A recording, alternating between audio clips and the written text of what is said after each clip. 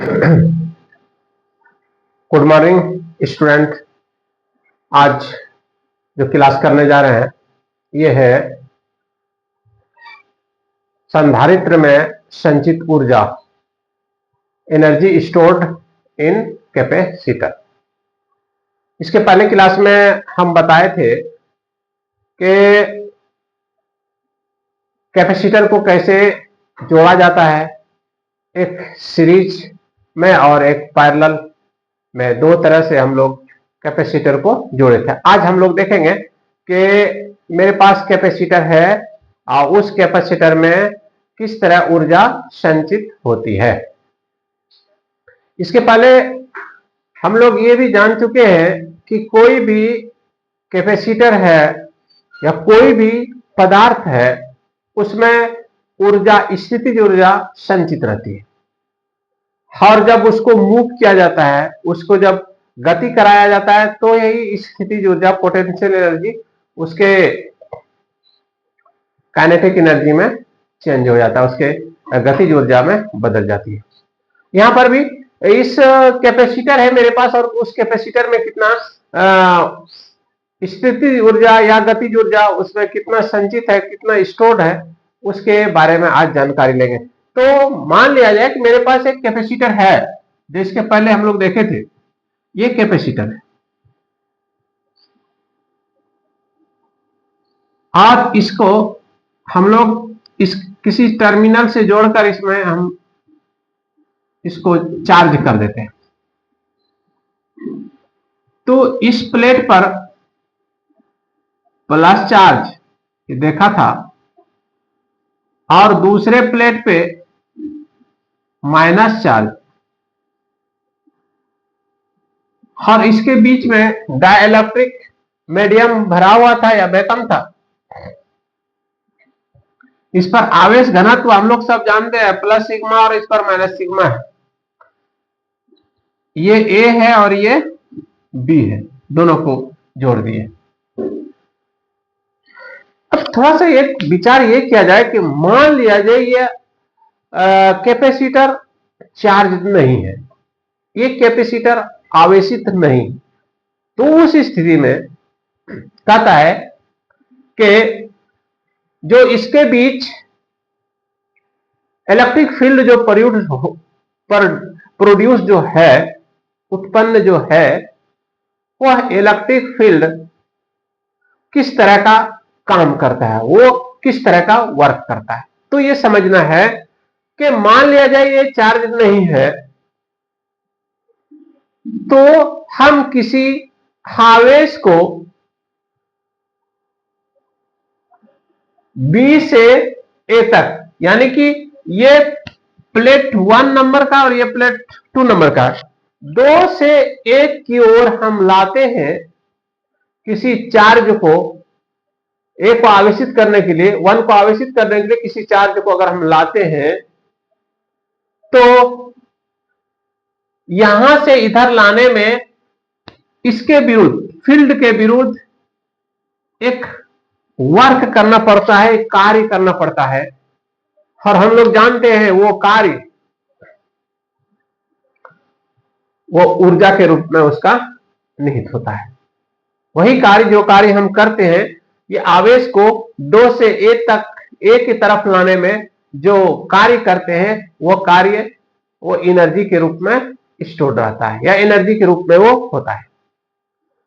लेकिन यहां पर एक ही बार में सारे के आवेश को नहीं ले जाएंगे, बल्कि व्यवहारिक रूप से, प्रैक्टिकली थोड़ा थोड़ा आवेश को हम लोग ले जाते हैं, या थोड़ा थोड़ा आवेश 2 से 1 की ओर जाता है। तो कहता है कि उस थोड़े आवेश को 2 से 1 की ओर, दूसरे प्लेट से पहले प्लेट की ओर लाने में कुछ थोड़ा वर्क होगा। अगर मेरा आवेश डेल क्यू है तो वर्क भी डेल डब्ल्यू होगा। थोड़ा सा अगर आवेश है तो थोड़ा सा वर्क भी होगा, थोड़ा काम होगा। जितना बल लगाइएगा उतना काम होगा, तो थोड़ा सा बल लगाएंगे तो थोड़ा सा वर्क होगा। तो डेल क्यू आवेश को 2 से एक की ओर लाने में जो वर्क होगा वो डेल डब्ल्यू होगा। ओके, तो यही चीज हम लोग यहां पर देखेंगे कि इस कैपेसिटर पर जिसका क्षेत्रफल ए है और इस पर आवेश प्लस क्यू और दूसरे पर माइनस क्यू है, और किसी को हम लोग दूसरे से पहले की ओर लाने में अब जो वर्क करना पड़ेगा वही एनर्जी होगा। कंसीडर कर लीजिए, या माना कि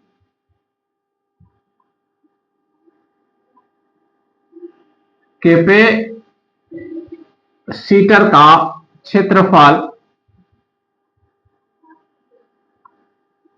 ए तथा आवेश घनत्व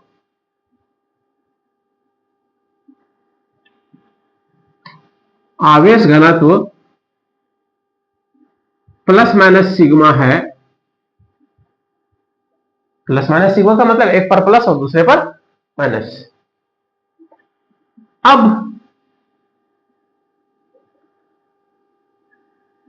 अब यदि यह कैपेसिटर चार्ज नहीं है, चार्ज नहीं है, तो प्लेट 2 से प्लेट 1 में आवेश को लाने के लिए क्षेत्र के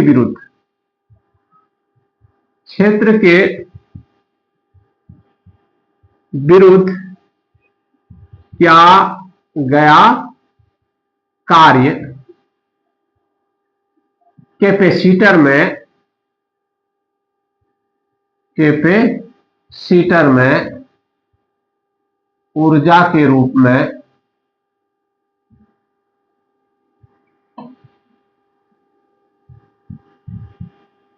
संचित रहता है। ओके, लेकिन यहां पर एक ही बार हम सारे आवेश को नहीं लाएंगे, तब थोड़ा सा आवेश मान लिया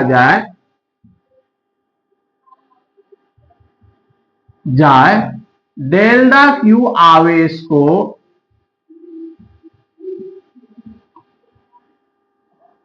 प्लेट 2 से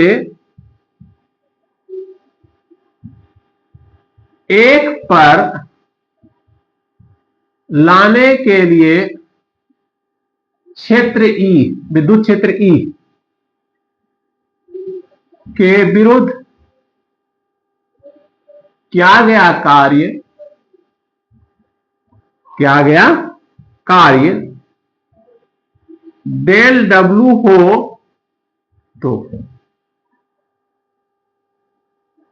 तो हम लोग जानते हैं V बराबर W बाय क्यू होता है, इसीलिए W बराबर क्या होगा, वी क्यू।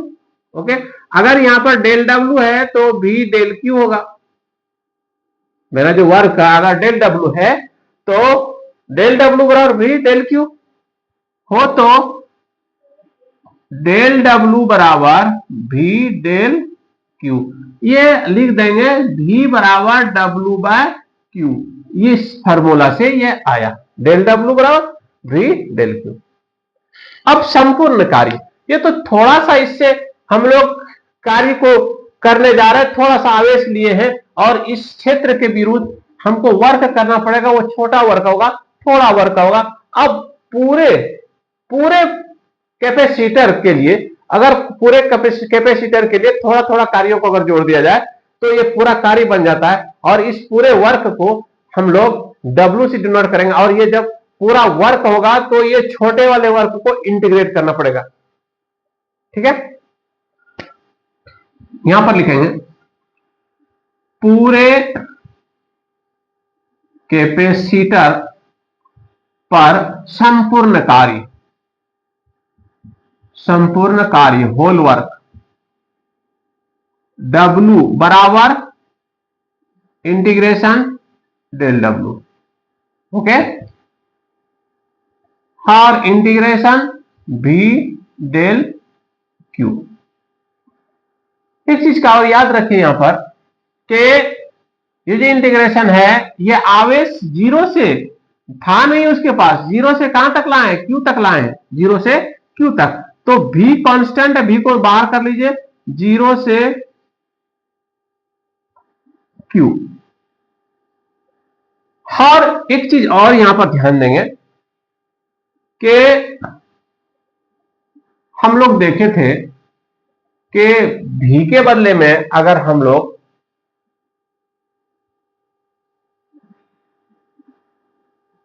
भी के बदले में अगर हम लोग किसी चीज को यूज करना चाहते हैं तो वह चीज यूज हो जाएगा, क्या चीज, सी बराबर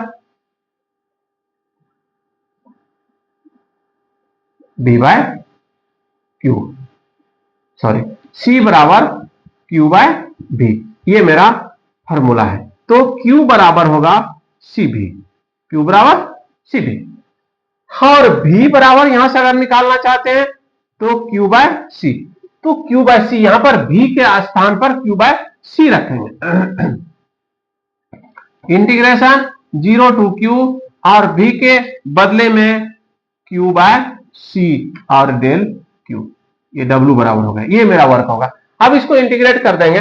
इंटीग्रेट करने का तरीका ये है कि एक चीज और देखिए कि इंटीग्रेशन क्यू डेल की डी क्यू है तो इसका हो गया क्यू स्क्वायर बाय टू, ये होता है इंटीग्रेशन। तो यहां पर सी को बाहर कर लेते हैं, इंटीग्रेशन जीरो टू क्यू और क्यू डेल्टा क्यू, क्यू और डेल्टा क्यू हो गया, ये डेल्टा क्यू। अब इसको इंटीग्रेट कर देंगे तो वन बाय सी और ये हो जाएगा Q square by two, Q del Q का यानी क्यू डी क्यू का integration Q square by two. Okay, ये हो गया। यहां पर लिख देते हैं डॉट डॉट करके क्या कि इंटीग्रेशन क्यू डेल्टा क्यू बराबर होगा Q square by two. Okay, और यहां पर लिख देते हैं भी बराबर यानी सी बराबर क्यू बाय भी, तो इंप्लाइज कीजिए भी बराबर होगा क्यू बाय सी, यहां से ले लिए दोनों तरफ डिफरेंस में। अब इसका तोड़ देंगे limit, upper limit minus lower limit, तो होगा मेरा W बराबर, ये W बराबर one by C, upper limit minus lower limit, upper limit Q के बदले में क्यू स्क्वायर बाय टू और लोअर लिमिट जीरो। ठीक है, तो वन बाय सी और ये हो गया क्यू स्क्वायर बाय टू, इसको हाफ क्यू स्क्वायर बाय सी, ये डब्ल्यू बराबर क्या गया, वर्क। यही ऊर्जा के रूप में संचित रहता है, यही का यहां लिख देंगे, यही कार्य कैपेसिटर में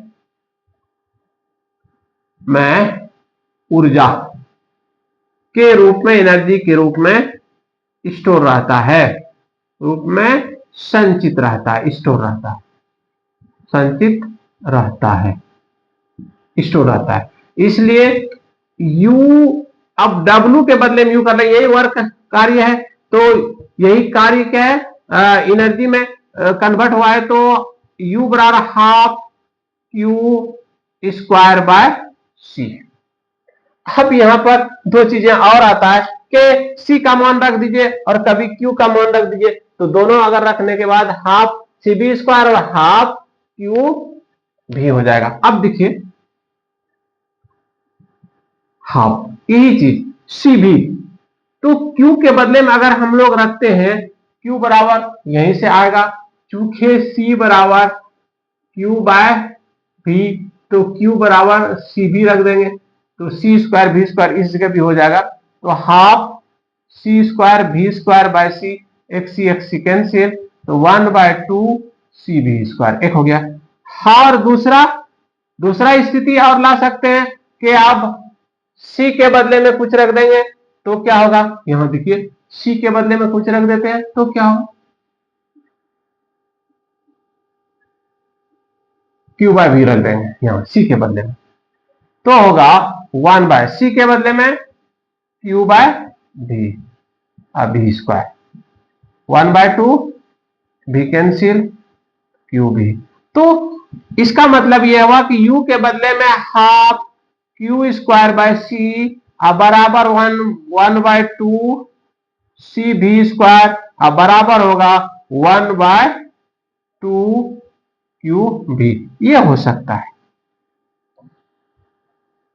तो मेरा ये एनर्जी हो गया। तो किसी भी कैपेसिटर में जो एनर्जी स्टोर्ड होगा, जो एनर्जी संचित होगा, वो होगा U is equal to Q square by C और 1/2 सी बी स्क्वायर और 1/2 क्यू भी। ये तीनों रूप एक ही रूप चीज है, ये तीनों अलग अलग रूप है। क्योंकि इसमें क्यू ये चार्ज और कैपेसिटेंस का रिलेशन है, और इसमें कैपेसिटेंस और पोटेंशियल का रिलेशन है, इसमें चार्ज और पोटेंशियल का। तो यू बराबर ये होता है। तो यही है आज का क्लास के energy stored in a capacitor. Capacitor में ये एनर्जी स्टोर होता है। आज इतना ही, अब कल आगे देखेंगे। Thank you.